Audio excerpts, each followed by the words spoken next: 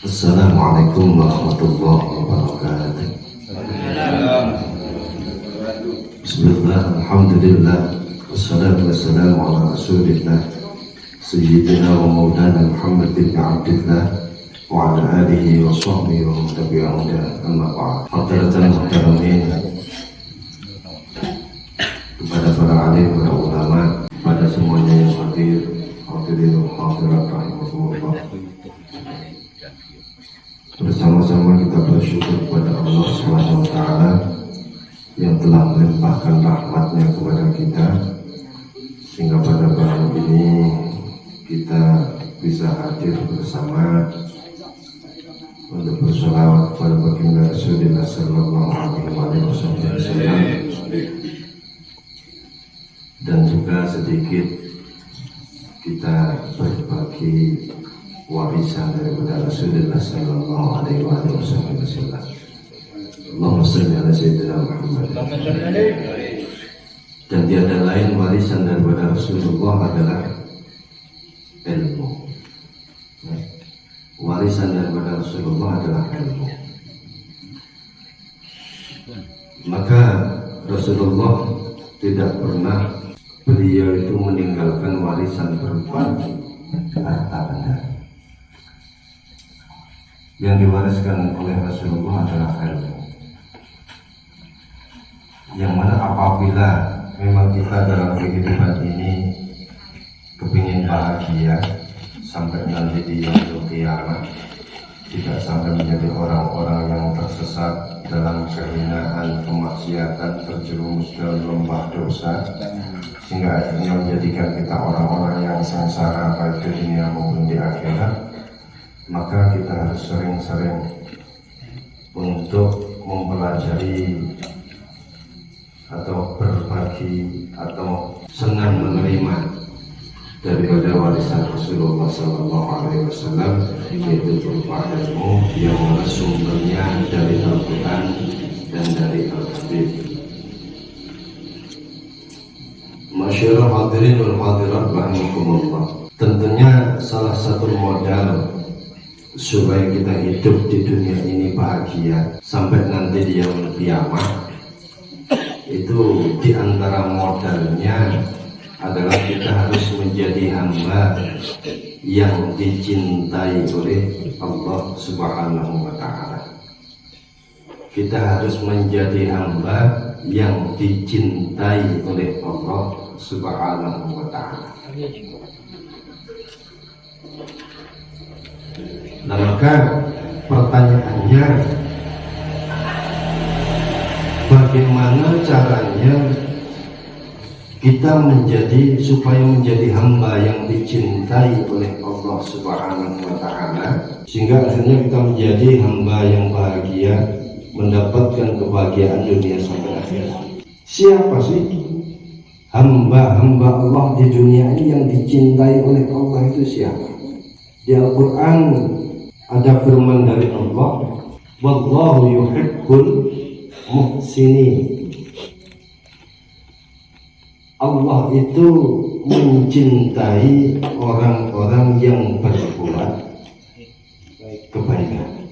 Nah, berarti kalau kita ingin dicintai oleh Allah, kita harus menjadi orang-orang yang baik dan suka berbuat kebaikan. Baik saja tidak cukup untuk menjadi modal dicintai oleh Allah. Harus baik dan berbuat kebaikan. Sebelum Allah berfirman wallahu yuhibbul muhsinin, itu di awalnya adalah alladzina yunfiquna fis sarra'i wad dharra wal kadhimina al ghaidha wal 'afina 'anil nas wallahu yuhibbul muhsinin. Allah mencintai orang-orang yang muhsin. Makanya saking kepinginnya putranya itu dicintai oleh Allah, saking kepinginnya putranya itu menjadi orang-orang yang suka berbuat kebaikan, maka ada orang tua itu yang menamakan anaknya Muhsin. Nah, ini ada orang Muhsin. Itu berarti ketika orang tua itu memberikan nama pada anaknya, beliau berharap mudah-mudahan anak saya menjadi orang yang suka berbuat kebaikan sehingga akhirnya menjadi hamba yang dicintai oleh Allah. Kalau sudah begitu dia akan bahagia hidupnya di dunia sampai akhirat. Kan itu yang diharapkan oleh orang tua. Terus kalau kita sudah berbuat kebaikan, apakah sudah cukup itu menjadi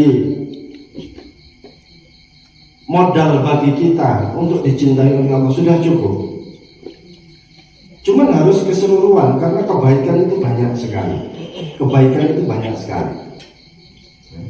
Kebaikan itu banyak sekali. Jadi untuk tester saja. Tester itu apa? Untuk mengetahui kita ini termasuk hamba yang dicintai oleh Allah apa bukan atau belum. Ini testernya gampang saja. Kita ambil satu hadis dari Rasulullah SAW. Artinya seperti ini. Apabila Allah itu mencintai seorang hambanya, maka akan dibukakan baginya oleh Allah semua kekurangan-kekurangannya, sehingga akhirnya dia sibuk untuk memperbaiki dirinya sendiri. Dan Allah akan menutup dari dirinya, dari matanya, kekurangan orang lain, sehingga akhirnya dia tidak sempat berpikir melihat kekurangan orang lain karena dia disibukkan oleh kekurangan-kekurangan dirinya sendiri. Maka kalau antum sudah seperti itu, tidak sempat membuka aib orang lain, tidak sempat membicarakan kejelekan orang lain, tapi antum lebih sibuk memikirkan kekurangan antum sendiri, membenahi kekurangan antum sendiri, maka ketahuilah saat itu Anda dicintai oleh Allah Subhanahu wa Ta'ala. Tapi kalau sebaliknya, kalau saat ini kita masih lebih disibukkan mikir kekurangan orang lain, membuka aib orang lain, mengoreksi orang lain, sampai kita lupa membenahi diri sendiri, sampai tidak tahu kekurangan dirinya sendiri, maka ketahuilah saat itu Allah tidak suka dengan kita. Kalau Allah sudah tidak suka dengan kita, jangan harap kau hidup bahagia di dunia ini. Karena kita hidup di buminya Allah, rizki dari Allah, kenikmatan dari Allah, semuanya dari Allah. Kalau Allah tidak suka dengan kita, bagaimana mungkin kita akan bahagia? Itu saja testernya. Sebaliknya, ketika Allah itu sudah tidak mencintai hambanya, lek Gusti Allah wis gak seneng karo kawulane, maka akan ditutup oleh Allah darinya untuk bisa melihat kekurangan-kekurangannya sendiri, dan dibukakan oleh Allah kekurangan orang lain, sehingga dia lebih sibuk mengoreksi orang lain, lebih sibuk wiji wong liya, lebih sibuk ngomong kekurangan wong liya,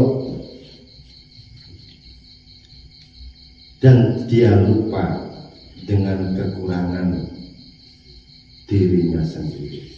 Ibarat pepatah mengatakan, gajah di pelupuk mata tidak tampak, tapi kuman di seberang lautan tampak.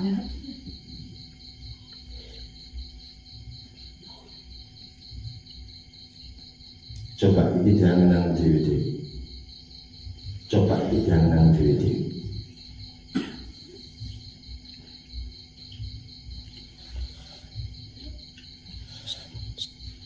Allahumma sholli ala Muhammad.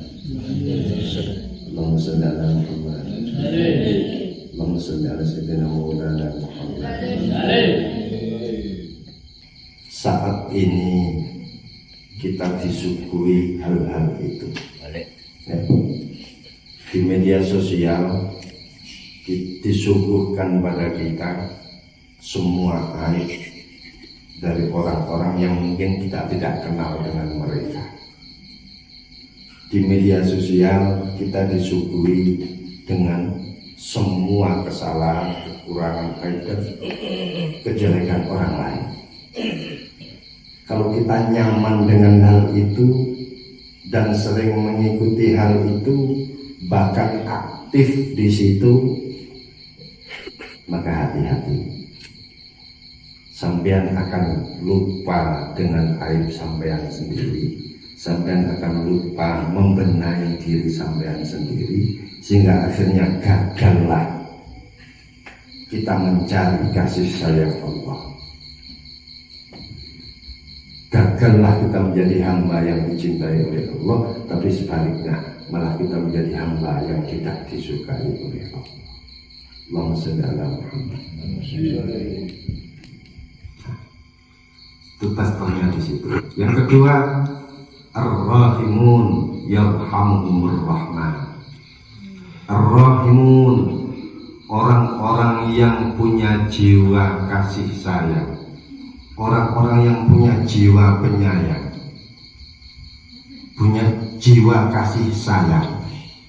Yarhamuhumur Rahman, maka dia akan disayangi oleh Allah Subhanahu wa ta'ala.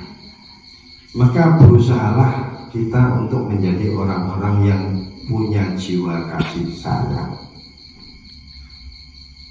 Inilah diperinci panjang sekali. Bentuk kasih sayang itu bisa bermacam-macam.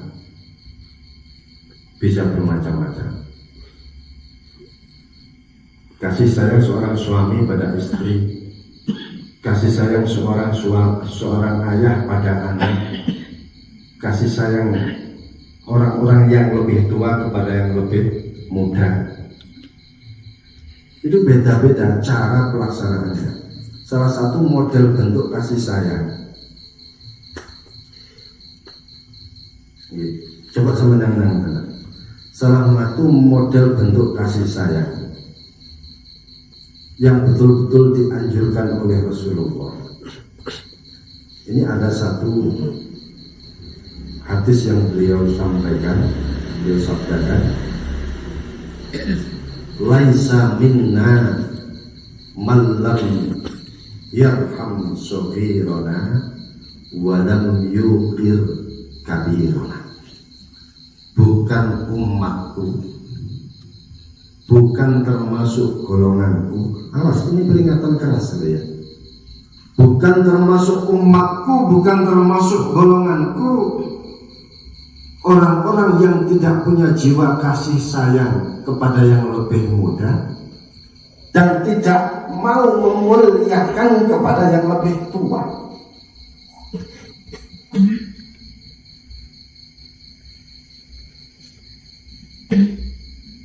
Nah, contoh bentuk kasih sayang kepada yang lebih muda itu apa? Dia mau mengingatkan, mau membimbing ketika yang muda itu kelihatannya melakukan satu kesalahan. Dia mau membimbing, mau mengingatkan, mau menegur dengan bijaksana. Ini berarti bentuk kasih sayang. Nek kula kali sampeyan roh sing enom gladra nglakoni salah kok sampeyan jarno wae dadi wong sing luwih tuwa, berarti kita enggak punya jiwa kasih sayang kepada yang lebih muda. Ini ancamannya diakui oleh Rasulullah sebagai umatnya. Hati-hati. Jadi harus peduli.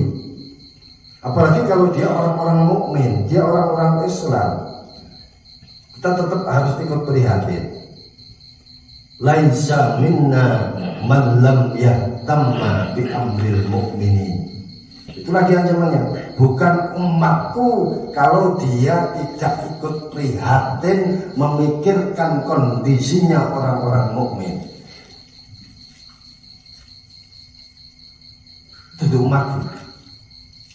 Loh, berarti kita harus punya jiwa kasih sayang, kita harus punya jiwa sosial. Wong lek gak punya jiwa kasih sayang, gak mungkin iso prihatin mikir wong liya.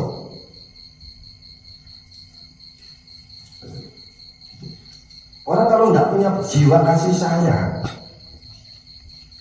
pasti tidak peduli. Maka kita harus ikut prihatin. Kalau memang kita mampu untuk mengingatkan, bisa membantu, monggo. Sak ndak ayo melok donga. Malah nek maido mek ngelokno ndongakno ora gelem. Ini berarti tidak ada jiwa kasih sayangnya. Kepingin apa mboten disayangi kali Gusti Allah? Kepingin apa mboten jadi hamba yang dicintai oleh Allah? Aja omong ae wayang ngaji ben paham.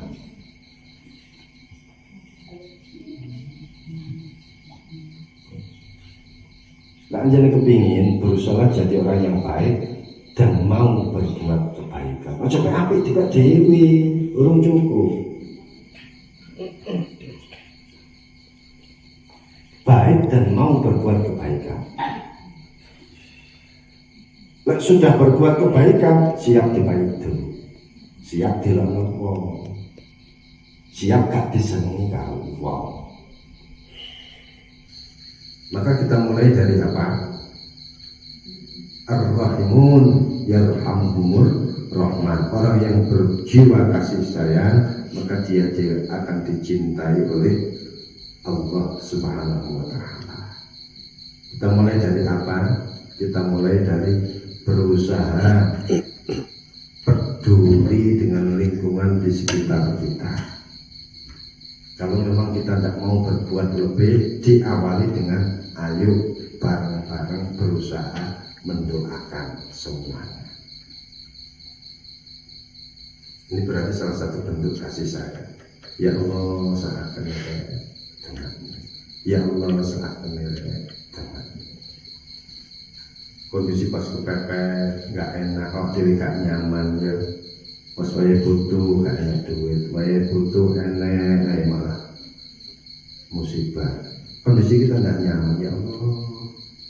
Mudah-mudahan saudara-saudara saya yang mengalami kejadian seperti saya, Engkau beri kesabaran.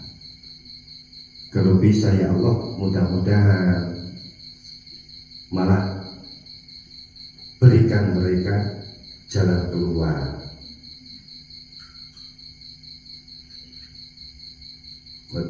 Ini diantara bentuk kasih sayang. Insya Allah lek kula kali sampean kuli nomoten. Insya Allah kita akan menjadi hamba yang dicintai oleh Allah. Bila wis dicintai oleh Allah, insya Allah semua akan dimudahkan oleh Allah. Sampai dalam satu kisah itu sahabat Umar bin Khattab itu pernah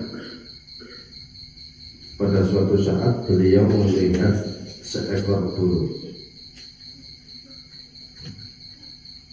yang dibuat mainan oleh seorang anak-anak dolanan. Sekor terus digorong. Kayak Pak Mahmud senane ngono Mas. Burung dalam sangkar. Nah,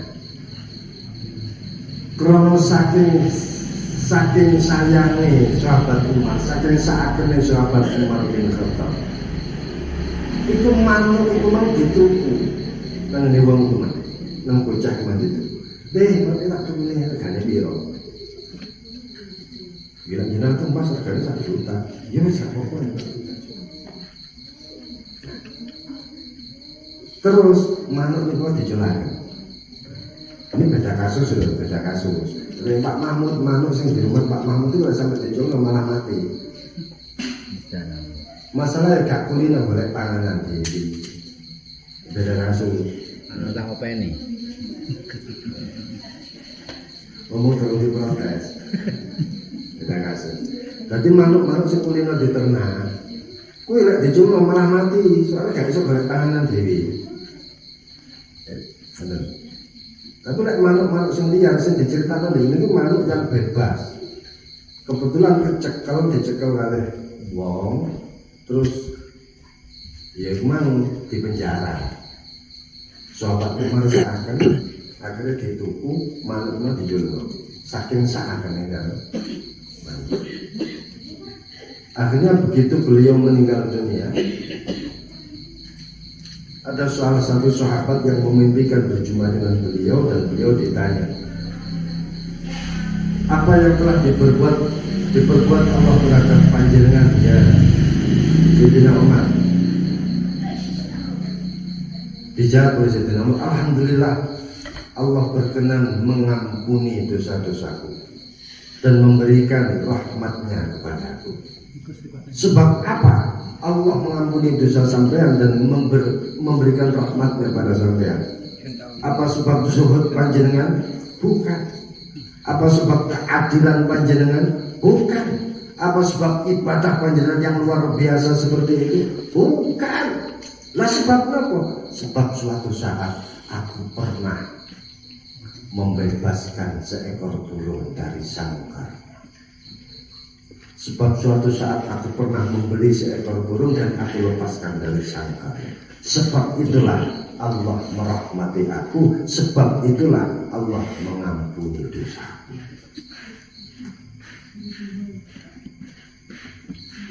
Maka tidak salah kalau Rasulullah mengatakan ar-rahimun yarhamhumur rahman. Satu kisah lagi,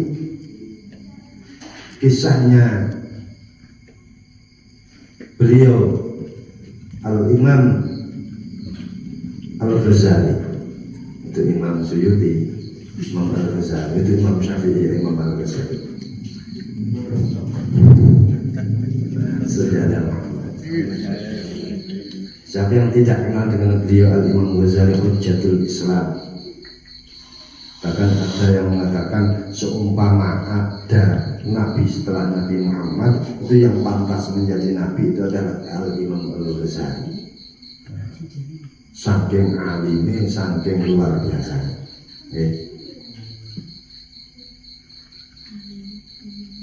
Sekarang kitabnya luar biasa. Di antaranya adalah Ihya Ulumuddin. Pada suatu saat ketika beliau sedang mengarang kitab, ada seekor lalat yang hinggap di tempat tinta. Wong biyen iku lek tintane kan ditutulno ngene ta. Lek nulis iki kayak saiki langsung dadi ditutulno, mengsine dhewe, bane dhewe ditutulno. Jaman kula teng pondok itu tasik menangi sing model ngoten niku. Dadi gawe masih dhewe diwadahi ngoten niku bane ben tutul. Lek saya kitab ngoten nggih nutul ngoten. Nulis ngene niku kelebihannya satu. Masih suwe nang ini kertas gak melobor, tetap jelas dan bisa dibaca. Gak pulpen zaman saya di nalar melobor agak diwajib. Itu biasanya. Suatu saat ketika beliau sedang mengarang kitab, ada seekor lalat yang hinggap di tempat tinta yang biasa beliau gunakan untuk mengarang kitab. Ketika tahu lalat itu sedang hinggap di situ dan sedang minum, maka beliau berhenti untuk mengarang kitab. Masalahnya apa? Seakan ben mari dhisik aja lek ngombe. Mboten diusah. Beliau langsung berhenti ketika mengarang kitab, membiarkan lalat tersebut sampai terbang dengan sendiri di Januari. Terus ngalih terus. Nah, ketika beliau sudah wafat meninggal dunia, dimimpikan oleh salah seorang ulama pada saat itu dan berjumpa beliau, ditanya apa yang diperlakukan Allah pada panjenengan wahai Imam Al-Ghazali. Alhamdulillah Allah berkenan mengampuni dosaku dan merahmati aku. Sebab apa sampai diperlakukan seperti itu oleh Allah? Apa sebab kealiman panjenengan? Bukan. Apa sebab zuhud panjenengan? Bukan. Apa sebab ibadah panjenengan? Juga bukan. Nah sebab apa? Sebab pada suatu saat ketika aku sedang mengarang kitab, ada seekor lalat yang hinggap di tempat tintaku dan aku biarkan dia minum sebuahnya sampai terbang. Karena rasa kasih sayangku kepada lalat tersebut. Sebab itulah Allah merahmati aku. Sebab itulah Allah menyayangi aku.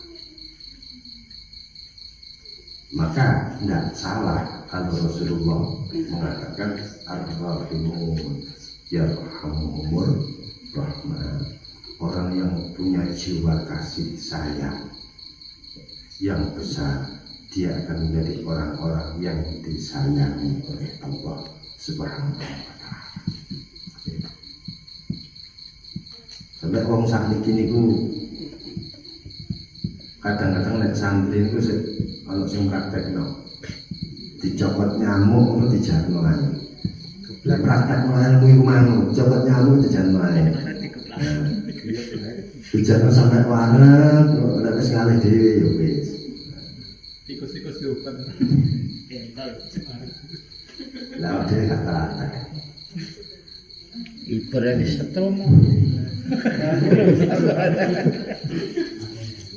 Jadi, maka mudah-mudahan kita ditolong oleh Allah, diberi pertolongan oleh Allah, sehingga semua ibadah yang sudah kita kerjakan selama ini itu bisa menjadikan kita sebagai hamba Allah yang punya jiwa kasih sayang yang besar terhadap semua makhluknya Allah. Bagaimana? Mudah-mudahan semua amalan ibadah yang sudah kita kerjakan selama ini menjadikan kita orang-orang yang mempunyai jiwa kasih sayang yang besar terhadap semua makhluknya Allah. Amin ya rabbal alamin. Nah, ibadai awak dhewe urung iso ndadekno kita seperti itu, maka berarti masih ada yang kurang, masih ada kesalahan, atau masih ada yang perlu untuk dibenahi dalam ibadah kita. Karena seharusnya ibadah kita menjadikan kita seperti itu. Jadi diandangan dewi, diandangan dewi. Sedikit atas yang bermanfaat dan kurang lebihnya mohon maaf yang sebesar-besarnya. Wassalamualaikum warahmatullahi wabarakatuh.